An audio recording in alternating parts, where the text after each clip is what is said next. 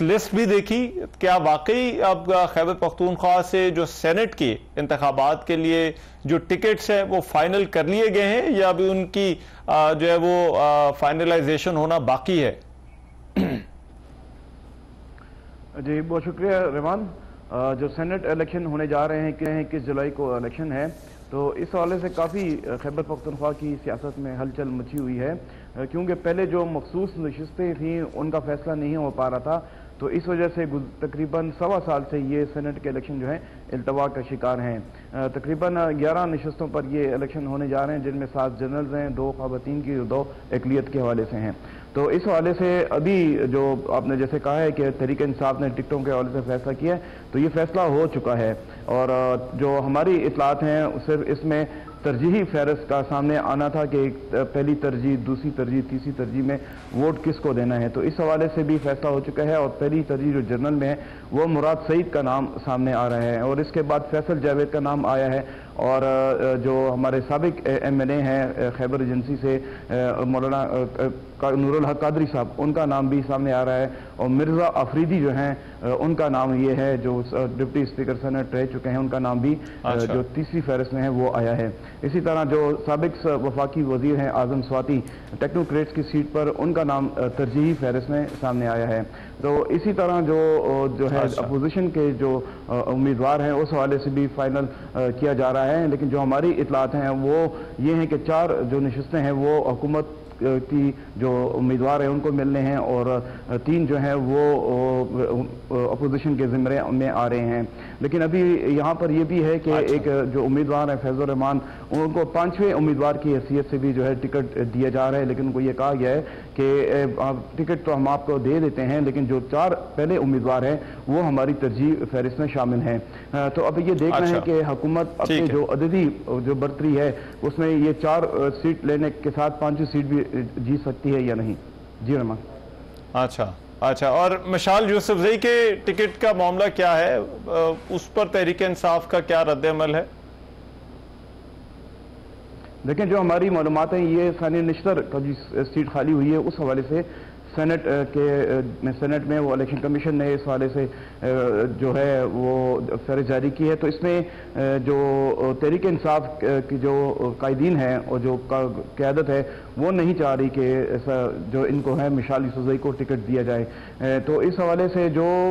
اندر تحریک انصاف کے اپنے جو اختلافات چل رہے ہیں، جیسے کہ آپ نے بتایا ہے کہ شکیل خان ہیں اور ایریانی صاحب ہیں، وہ چاہ رہے ہیں کہ مشال یوسفزئی کو ٹکٹ دیا جائے، لیکن جو ہماری معلومات ہے کیونکہ پہلے وہ معاون خصوصی پہ رہ چکی ہے کابینہ میں، پھر مشیر بھی رہی ہیں، ان کو کابینہ سے نکالا بھی گیا ہے، تو وزیر اعلیٰ خیبر پختونخوا نہیں چاہیں گے کہ ان کو ٹکٹ دیا جائے، تو اس سے متبادل جو خواتین امیدوار ہوں گے وہ ان کی نشست پر آئیں گی۔ جی اچھا، اور یہ جو مولانا فضل الرحمان کی پیپلز پارٹی سے ملاقاتیں، اور پھر یہ بھی کہیں نہ کہیں بات ہو رہی ہے کہ مسلم لیگ نون، پیپلز پارٹی اور مولانا جو ہے وہ مل کر الیکشن لڑے، اس کی پاسبلٹی کوئی آپ کو نظر آ رہی ہے ایسی کسی ارینجمنٹ کی ان انتخابات کے حوالے سے؟ دیکھیں جو باقی جو حکومت کے زمرے میں آ رہی ہیں جرنلز، ٹیکنوکریٹ اور خواتین پر، تو وہ تو ہیں یعنی ٹیکٹ ہیں۔ اپوزیشن جو ہے اس حوالے سے جو ہے وہ اسمبلی طے کر رہی ہے کہ جو اضافی اگر سیٹس ہے تو وہ لی جا سکے، لیکن ابھی کوئی ایسی صورتحال سامنے نہیں آ رہی۔ اپوزیشن عددی برتری کے حوالے سے اپوزیشن کو جو سیٹیں ملنی ہیں وہ تو ان کو لینی ہیں، لیکن ہماری اطلاعات یہ بھی سامنے آ رہی ہیں کہ حکومت اور اپوزیشن سینٹ الیکشن سے پہلے ایک نشست کر سکتے ہیں، اور یہ امکان ظاہر کیا جا رہا ہے اور کوشش بھی کی جا رہی ہے کہ تمام امیدوار جو ہیں وہ بلا مقابلہ منتخب ہو جائیں، کیونکہ جو ابھی جو رات کل پارلیمانی پارٹی کا اجلاس ہوا تھا تو اس میں بعض ارکان نے یہ کہا ہے کہ ان کو پیسوں کی جو ہے آفر کی جا رہی ہے سینٹ الیکشن میں، تو وزیر اعلیٰ نے بھی اس حوالے سے اس کا نوٹس لیا ہے، اور پہلے بھی جو گزشتہ سینٹ الیکشن میں ہوئے تھے اس میں بھی یہ کوشش کی گئی تھی کہ بلا مقابلہ امیدوار لائے جائیں تاکہ جو پیسوں کا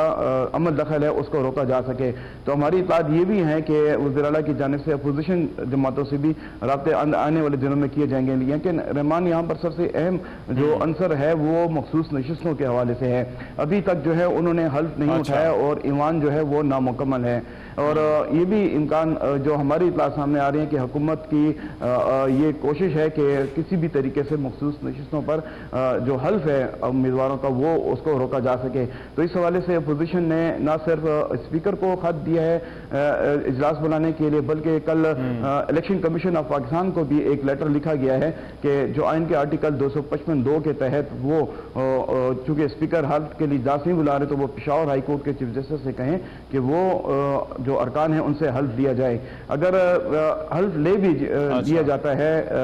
چیف جسٹس کی طرف سے، الیکشن کمیشن اپنا اختیار استعمال کرتی ہے، لیکن یہ بھی اطلاع سامنے آ رہی ہے کہ حکومتی ارکان کی کوشش ہے کہ ان کو اجلاس والے دن اگر ان کا حلف آ جاتا ہے اور ایجنڈے پر ان کا حلف ہوتا ہے تو ان کو روکنے کی کوشش کی جائے گی. چونکہ اگر ایوان نامکمل ہوگا، مخصوص نشستوں کے اوپر ارکان کا حلف نہیں آتا تو پھر سینٹ الیکشن بھی جو ہے وہ خطرے میں پڑ جائیں گے. لیکن بھی اس حوالے سے بات چیت چل رہی ہے، اور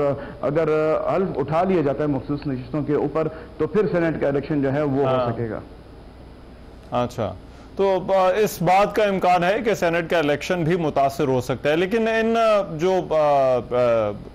مخصوص نشستوں پر حلف کے معاملے پر تو عدالت سے بھی جو ہے وہ رجوع کیا جا چکا ہے، وہاں پر بھی جو ہے وہ انہوں نے پٹیشن جو ہے وہ دائر کی ہے. تو اس کا کوئی فیصلہ ہونے کا امکان ہے اس حوالے سے؟ کیا کوئی یا صوبائی حکومت کو اپنے موقف میں لچک دکھانے کو تیار نظر آتی ہے ان مخصوص نشستوں پر حلف کے معاملے پر؟ دیکھیں، گزشتہ تقریباً سال سوا سال سے یہی معاملہ سامنے آ رہا ہے، اور جو گزشتہ سال بھی اسی صورتحال حلف نہ ہونے کی وجہ سے الیکشن نہیں ہو پائے تھے، اور اس بار بھی یہی صورتحال سامنے آ رہی ہے. لیکن اب چونکہ